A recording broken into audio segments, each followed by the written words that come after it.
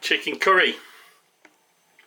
The smell in this kitchen is amazing because, let me show you this.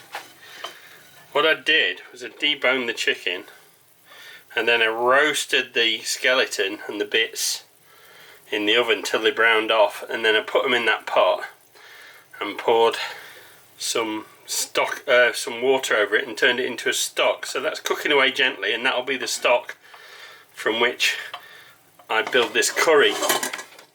So this is going real trad, but it's still a basic British colonial type curry, chicken curry. So it's a simple curry guy, as they say in some places. I've got about £2 of chicken, which came off of that one bird, which was a nice bird, nice free range bird, and I've chopped up a whole brown onion here, and I've got no garlic or ginger fresh, so I've got those two little cloves, which is about 2 teaspoons of ginger powder and 2 teaspoons of garlic powder. If you can get it, use about 6 cloves of garlic and about the same weight of grated fresh ginger. I've got some spuds because no colonial British curry would be right without spuds in it. Got some sunflower oil for cooking. There you go. I've got some panch purran, which is just like, you can buy panch purran. I'll flash the name up on your screen now. You can buy that in Asian grocers, in Indian grocers. They'll sell it. I've got some of my homemade curry powder, and if you look at the top of your screen now, you'll see a link to that as well. I've got some garam masala. You can buy garam masala. That's just some I got from a bigger bag, which I put in there. So garam masala. I've got some curry leaves. These are dried ones. They're carapili leaves. Many of my friends in tropical countries will be able to just reach out in their back garden and pick these off a tree. I have to buy them, and I get them in bags from my Indian grocer. If you haven't got any of these, just leave them out. I mean, you still need curry powder, and if you can get the panch purran, please do, because it will improve things no end. And you'll need either a European or an Indian bay leaf. That's 2 really little Indian bay leaves which I've cut up. And you'll need some, where is it?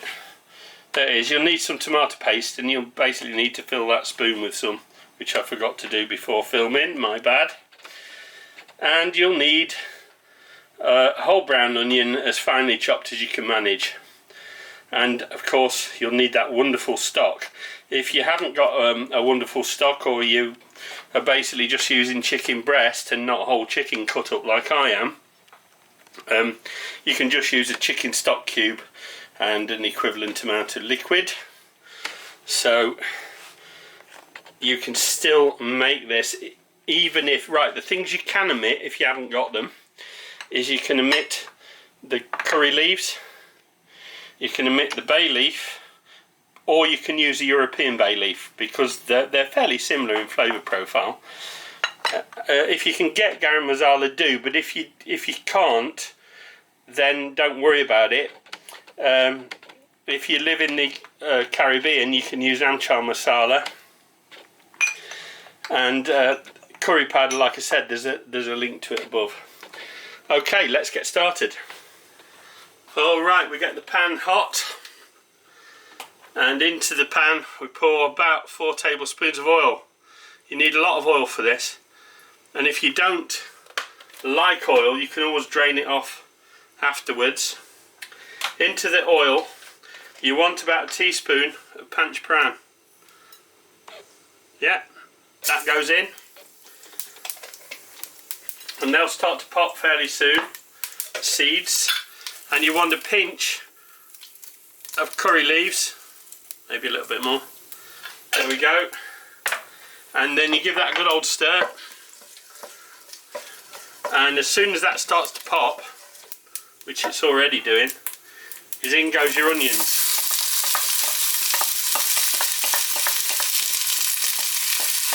If you've got fresh garlic and ginger, you don't put them in at this moment because they burn too quickly. So we get the onions in and we fry that down a little bit.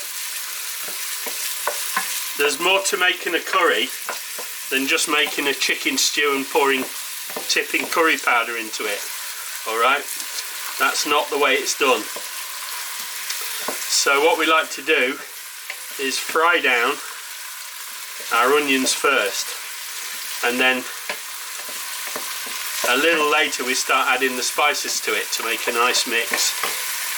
So you keep that stirring and frying, and this is key because what we're trying to do is reduce that onion down, soften it, and one of your tools in this is your nose, because you want to soften that down, keep it stirring and frying over a fairly high heat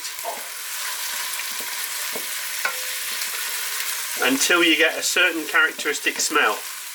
And that characteristic smell comes when the onion has sweated down a little bit and starts releasing its natural sugars and begins to caramelise. And that's the stage we need to get to before we move to the next stage. There is no shortcut to this process. You've just got to stir and fry and keep it at a fairly high heat. And then as the edges, first of all you'll see the onion start to go translucent, and then the edges of the onion will start to brown up a little bit. Alright, your nose will tell you when it's ready, and my nose is telling me that this is ready, because that characteristic sweet smell is coming off right now. So in goes my garlic and ginger. If you're using fresh garlic and ginger, do it at the same time. In goes my bay leaf. Give that a stir around, see where we are. Into that goes 1, 2, 3 spoons of curry powder. Now you pick the curry powder you like, I'm sure you know what you like, and get that in there and stir it around, and then that's when it starts to smell really good. So adding the curry powder at this stage, it helps to cook the curry powder so you don't end up with that raw curry powder flavour. That's not desirable, not in this curry it isn't. So now we've got to that stage, the chicken's all cut up into nice chunks. There is a couple of bones in it, you know, the wing flats and the stubs, but you can just use all chicken breast if you like, if you're that way inclined, or you can use all thigh meat if you're that way inclined. You can even use turkey. Whatever floats your boat, boys and girls, because any meat you like can go in this right now. Rabbit, duck, it's all good. But this is a standard basic colonial style chicken curry. So we get that in now, and I want to start searing the chicken in that spice mix. That's punching the flavours right into that chicken right now, and that's what you want to do. Keep that stirring and frying, and keep your eye on the fond on the bottom of the pan, because as soon as that starts to go dark and burn, which is what you don't want, that's when we need to start introducing liquid to it. So we keep our eye on that, keep that stirring and frying. Right, now my nose is telling me that that is going to start to burn again. So I'm just going to add a couple of shot glasses full of water into there. And then what I'm going to do is I'm going to let that now continue cooking down. At this stage I can introduce my tomato paste. You say tomato, I say tomato. Let's cool the whole thing off. And then we give that a stir. And then we let that cook down again until it starts frying again. Now that's a very important stage in making this curry, alright? And the reason it's important is because introducing that little bit of liquid to it and then cooking it down until it starts frying again, it gives you the second day taste. And how many people tell you that a stew or a chicken curry or anything like that always tastes better the second day? Well, that's the way to achieve it. You're getting second day taste on day one. And that is why I love this curry.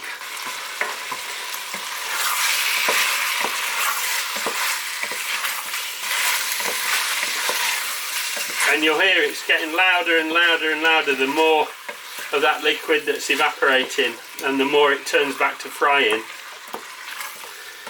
And I can tell you, boys and girls, the smell in this kitchen is now curry heaven. It really does smell great. And not in a bad way, you know, that wonderful curry smell. I've drained off the chicken stock. I've got rather a lot, but what I don't use for this curry I can use for a soup or another stew. And I also have the chef's privilege of picking the bones off the bits of chicken that was in the stock. Chef's privilege. So you see that's now turning back to frying, and I just want to give that another stir just to make sure. That's looking really good. That's looking really good to me. So I think it's now time to add liquid. So this is that lovely stock I made. I'm going to add that in. Now I added salt into the stock, so I don't want to add salt just yet until I've tasted how good it is. So I just want to come up to the level of the meat. Look, that's all I did. Came up to the level of the meat. So there you go, I've covered it in stock. And I'm going to add in my potatoes. It's all simple from here, boys and girls. It's really, really simple. So now, some people like to add carrots at this stage. I personally don't think they got any place in it, but that's up to you. If you want to add some chunky carrots in, they're rather nice as well. And then what I'm going to do now is cover that and simmer that for a good 40 minutes. Alright, that's coming up to a simmer. One thing I neglected to mention is that if you want to introduce any more chilli or heat to this beyond that exists in your curry powder, you can add it now. You can either add it as fresh chilies or dried chilies, but dried chilies need cooking a little bit longer. My brother and I enjoy a nice hot curry, so we're going to add a few chili flakes to that. Stir those in and back on with the lid. So we'll give that about 40 minutes simmer. See where we are. Right, let's have a look at this thing. Oh yes. And I'm going to give that a stir. And what I want to do is test the doneness of the spuddies. And they're cooked all the way through. I'm just jabbing a bamboo skewer into. And what I want to do now is leave that lid off, turn it up to just one notch, let it cook a little faster, and then I'm going to reduce some of that sauce. So let that cook down a little bit and then see where we end up. So you leave that uncovered, turn the heat up slightly, and then just let it cook down a little bit. Keep your eye on it. You don't want it boiling away and burning, but just let it reduce a little bit so you got a nice thick sauce. Alright, that's reduced nicely. The point of reducing it is to really concentrate the flavours in there. And what I'm going to do now, because it's a little bit liquid, I'm just going to use about a tablespoon of corn flour, cornstarch, mixed with a bit of water, and I'm going to stir that in to thicken it up. And what I'm going to do now is turn the heat off that, let that settle, and then just skim it before serving it up. One last thing I want to do just before serving it up is I want to take about half a teaspoon of my garam masala, sprinkle it on the top, give it a quick stir in, and then allow that to spice that up just in the last few seconds of cooking. That will be lovely, that will. So the next thing to do with that is just skim it and serve it up.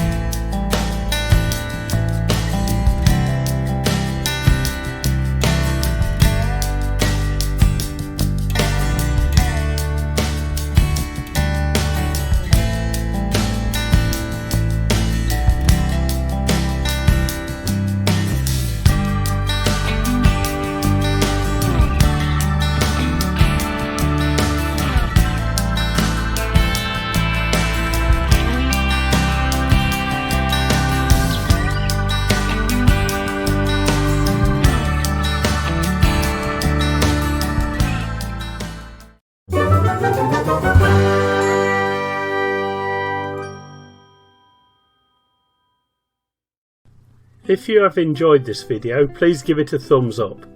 If you would like to follow my channel, please subscribe and be sure to click the bell icon to receive notification of all my upcoming videos. Thanks for watching.